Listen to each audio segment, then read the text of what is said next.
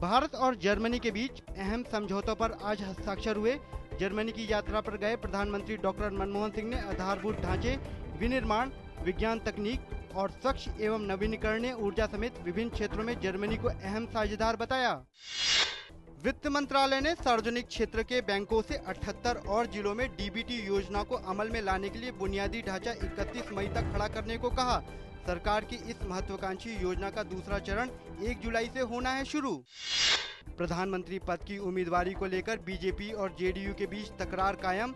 शनिवार को हो रही राष्ट्रीय कार्यकारिणी की बैठक में जेडीयू प्रधानमंत्री पद की उम्मीदवारी सहित दूसरे राजनीतिक मुद्दों को दे सकती है अंतिम रूप। भारती एयरटेल लाइसेंस न प्राप्त होने वाले 7 सर्किलों में नए ग्राहकों को 3G सुविधा नहीं करा पाएगी उपलब्ध।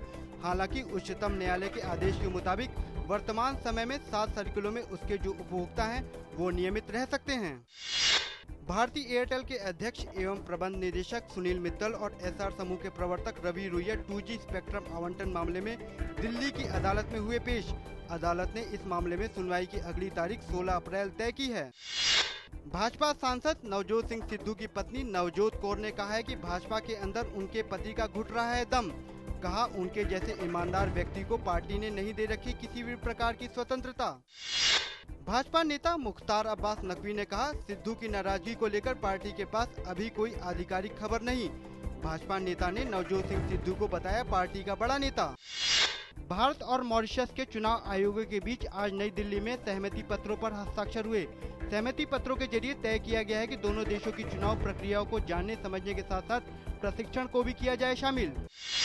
शेयर बाजार में देखा गया उछाल का रुख। सेंसेक्स 128 अंक की मजबूती के साथ 18,542 अंक पर हुआ बंद। वहीं नेशनल स्टॉक एक्सचेंज का निफ्टी 35 अंक की बढ़त के साथ 5,594 अंक पर पहुंचा। अमेरिका के राष्ट्रपति बराक ओबामा ने कल करीब 4 लाख अरब डॉलर का वार्षिक बजट पेश किया। अपने संबोधन में उन्होंने घाटे में कमी करने के साथ ही रोजगार सृजन और देश को एक बार फिर से आर्थिक समृद्धि की राह पर लाने की बात कही। दिल्ली डेयर डेविल्स के खिलाड़ी इन दिनों आईपीएल में व्यस्त रहने के साथ साथ चैरिटी कार्यक्रमों में भी ले रहे हैं हिस्सा। आज दिल्ली में युवा खिलाड़ियों से दिल्ली डेयर डेविल्स के खिलाड़ी और कप्तान रूबरू हुए और इन्हें आर्थिक सहायता प्रदान करने की पेशकश की। ब्राजील में फुटबॉल स्टेडियमों के निर्माण में हो रही देरी एक बार फिर चर्चा का विषय। कॉन्फेडरेशन कप के शुरू होने में कुछ ही दिन शेष रहने के बावजूद मुख्य मरकाना स्टेडियम अभी तक नहीं हो पाया है तैयार।